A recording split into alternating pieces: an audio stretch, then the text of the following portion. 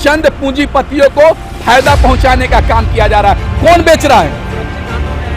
अरे कैसे कैसे सुरक्षित है?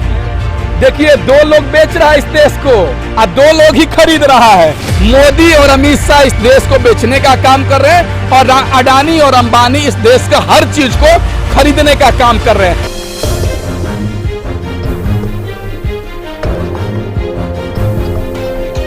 देखिए, ये सरकार की जिम्मेदारी है, क्योंकि जिसकी जन उतनी भागीदारी।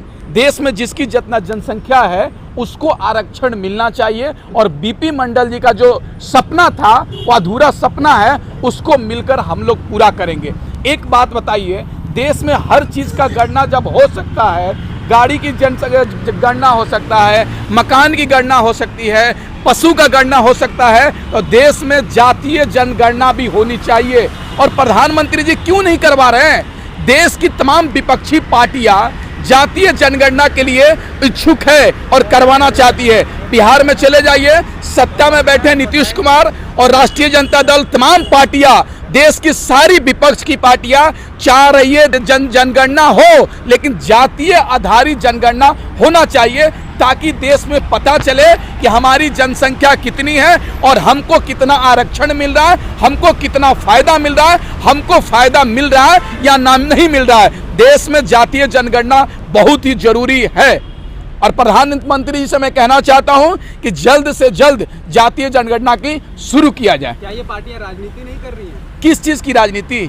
मतलब किस चीज की राजनीति? जो सरकार वादा करती है कि मैं ओबीसी को और बैकवर्ड को विकास करने का काम करूंगा, देश को आगे बढ़ाने का काम कर रहा हूं, वही सरकार आज रेल को, भेल को, तमाम चीजों को बेचने का काम कर रही है। हम जैसे युवाओं को ठगने का काम कर रही है, देश के आम नागरिकों को ठगने का काम कर रही है। वो राजनीति नहीं कर रही है। लेकिन पैसा जो बेच के आएगा, कह रहे हैं कि वो आप ही लोगों के लिए लगाया जाएगा। क्या अगर बेचने से विकास होता, अगर घर बेचने से विकास होता, तो ये आप भी मोबाइल बेच दीजिए अपना, आप भी अपना कैमरा बेच दीजिए, आपका भी विकास हो जाएगा। देखिए, गांव में 10 बीघा माँ बाप का जमीन है, पुश्तैनी घर को बेच करके कार खरीद लिया जाए, उसको विकास नहीं कहते हैं। कमा को कार खरीदो, अपनी नौकरी के बल पर कार खरीदो, तब उसको विकास कहते हैं। ये सरकार जो 70 वर्ष में पिछली सरकार ने बनाने का काम किया, देश को धरोहर को बनाने का काम किया, ये सरकार उसको बेचने का काम कर रही है।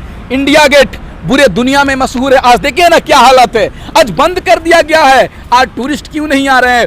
आगरा में ताजमहल दुनिया में 7वां अजूबा, आज स्थिति क्या हुआ है? लाल किला बंद है। अरे भाई, क्यों बंद किए हुए हैं आप तो देश की हर तमाम चीजों को बेचने का काम कर रहे हैं। पहले हम लोग 3 रुपए का रेलवे का प्लेटफॉर्म टिकट खरीदते थे, पत्रकार महोदय, आज 25 रुपए का रेलवे प्लेटफॉर्म टिकट बिक रहा है। गरीब का आदमी चढ़ पाएगा ट्रेन में क्या? ये लोग तो प्लेन में खुद अमीर लोग चढ़ते हैं। अब ये सरकार चाह भी रही है कि गरीब ट्रेन में भी सफर नहीं कर सके। जैसे आदिमानव के जमाने में गरीब लोग पैदल चलते थे, उसी तरीके से सरकार चाह रही है कि गरीब पैदल चले, बैकवर्ड, दलित, आदिवासी तमाम लोग भूखे मरे और चंद पूंजीपति लोग, चंद ऊंची जाति के लोग, बड़े लोग, अमीर लोग राज करें महलों में। ये सरकार ऐसा कानून बनाना चाहती है, ऐसा नियम बनाना चाहती है। आज बताइए ना, देश की हालत क्या है? तालिबान करके, अफगानिस्तान करके तुमने रेल बेच दिया, पैसेंजर ट्रेन बेच दिया, भेल बेच दिया, पटना जयप्रकाश नारायण एयरपोर्ट को बेच दिया, तुमने तो हर चीज को बेच दिया। देखिए, देश में आज देश की जनता को धर्म के नाम पर, जाति के नाम पर, ऊंच नीच के नाम पर जनता को ठगा जा रहा है और ठग कर चंद पूंजीपतियों को फायदा पहुंचाने का काम किया जा रहा है। कौन बेच रहा है? सुरक्षित हाथों में है देश मोदी। अरे कैसे सुरक्षित है? देखिए, 2 लोग बेच रहा है इस देश को और 2 लोग ही खरीद रहा है। मोदी और अमित शाह इस देश को बेचने का काम कर रहे हैं और अडानी और अंबानी इस देश का हर चीज को खरीदने का काम कर रहे हैं। आपने देखा होगा 3 कृषि कानून आया, उसमें अभी कानून आया नहीं। जियो कंपनी का, अडानी जी का, मुकेश अंबानी जी का क्या बोलते हैं, गोदाम बनना शुरू हो गया। अरे भाई, देश के लोगों को ठगने का काम कर रहे हैं। आज आपको बता देना चाहता हूं, हिंदुस्तान की सबसे बड़ी रोजगार देने वाली संस्था भारतीय रेलवे है, जिसमें बिहार, यूपी और झारखंड के गरीब के बच्चे जिनको सपना होता है आंखों में कि मैं गवर्नमेंट नौकरी करूंगा, सरकारी नौकरी करूंगा, हर साल 1 से 1.5 लाख बच्चे रेलवे विभाग में नौकरी करते हैं। आप बताइए, अगर रेलवे विभाग को प्राइवेट कर देंगे तो हम जैसे गरीब बच्चे कैसे गवर्नमेंट नौकरी करेंगे? हमारी सपना को कौन पूरा करेगा? अरे आप बेचिए ना, संसद भवन को प्राइवेटाइज कर दीजिए, लोकसभा को कर दीजिए, हर मंत्रालय को कर दीजिए, हमको दिक्कत नहीं है। लेकिन गरीबों का जो रोजगार देने वाली संस्था है उसको बेचने का काम मत कीजिए मोदी जी, प्रधानमंत्री जी। ये लोग जो दावा कर रहे हैं योगी जी कि हम नौकरियां दे रहे हैं 4 लाख, इन दावों का क्या है? अरे भाई, योगी जी का, मोदी जी का विकास अगर देखना है तो आप बैनर पे देख सकते हैं, कागज पे देख सकते हैं, सड़क पर उनका विकास नहीं दिखेगा। अगर सड़क पर विकास दिखता तो उत्तर प्रदेश के युवा पानी टंकी पर चढ़कर रोजगार नहीं मांगता योगी जी से, देश के प्रधानमंत्री से सीजीओ कॉम्प्लेक्स और जंतर मंतर पर हजारों छात्र नहीं आते, बल्कि मोदी जी को थैंक यू बोलते। दुर्भाग्य तो तब हो गया, पिछले साल प्रधानमंत्री का जन्मदिन था, उस दिन युवा बेरोजगार दिवस मनाए, और उत्तर प्रदेश के मुख्यमंत्री जी का जन्मदिन था, उस दिन भी योगी जी रोजगार दो का नारा लग रहा था।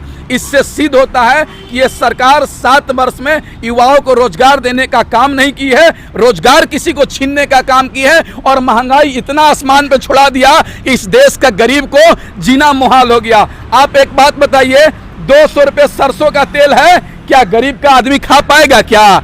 ये जो 2014 से पहले 1 रुपये डीजल पेट्रोल के दाम बढ़ता था तो ये लोग सड़क पर आ जाते थे, आज 110 रुपये हो गया, 105 रुपया हो गया, लेकिन इनके जुबान से एक शब्द नहीं निकल रहा है।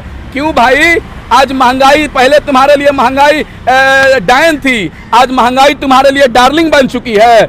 ये सरकार लोगों को ठगना चाहती है और लोगों को जगना पड़ेगा, लोगों को जगाना पड़ेगा, तभी जाकर हम जैसे गरीब लोग बच पाएंगे। पूछते हैं कि 70 साल में क्या हुआ? अरे प्रधानमंत्री जी, 70 साल में जो सरकार ने बड़ी बड़ी चीजें बनाई उसको तो आपने 7 वर्ष में बेचने का काम किया। अब बताइए ना कोई काम जिससे हमको फायदा हुआ हो। हर चीजों को इन लोगों ने बेचने का काम किया। 2 लाख करोड़ का पैकेज भी तो दिया अभी लाल किले से। अरे आप सुनिए, 2019 में हमारे प्रधानमंत्री जी ने कहा था 100 करोड़ लाख रुपए देने का काम करूंगा, फिर 110 लाख करोड़ देने का काम किए, 120 लाख करोड़ देने का काम किए। वो करोड़ कहाँ जा रहा है पते नहीं चल रहा है भाई। इस देश के आम नागरिक को 1 रुपए भी नहीं मिल रहे हैं, और कोरोना महामारी में अडानी और अंबानी आगे चले जा रहे हैं। हम जैसे बच्चों को, जिसके पास एमए का डिग्री है, सरकार उसको कह रही है कि तुम पकौड़े तलो, पकौड़े तलो, और अमित शाह अपना बेटा को बीसीसीआई का चेयरमैन बनाता है। तुम ही चालाक बना है कि हम जैसे पढ़े लोग पकौड़े तलेंगे, झाड़ू देंगे, और तुम्हारा जैसा बेटा जाहिल बीसीसीआई का चेयरमैन बनेगा, एमएलए एमपी बनेगा। नहीं होगा। इस देश में जिसके अंदर योग्यता होगी उसको योग्यता के अनुसार काम मिलना चाहिए, चाहे किसी भी डिपार्टमेंट में हो, चाहे जज, कोर्ट कचहरी के भी मामले में जो बैकवर्ड लोग हैं, हम जैसे लोगों को उसमें भी आरक्षण मिलना चाहिए, तब जाके इस देश का गरीब भी जज बनने का काम करेगा। Please subscribe and don't forget to press the bell icon to get notified whenever we upload a new video.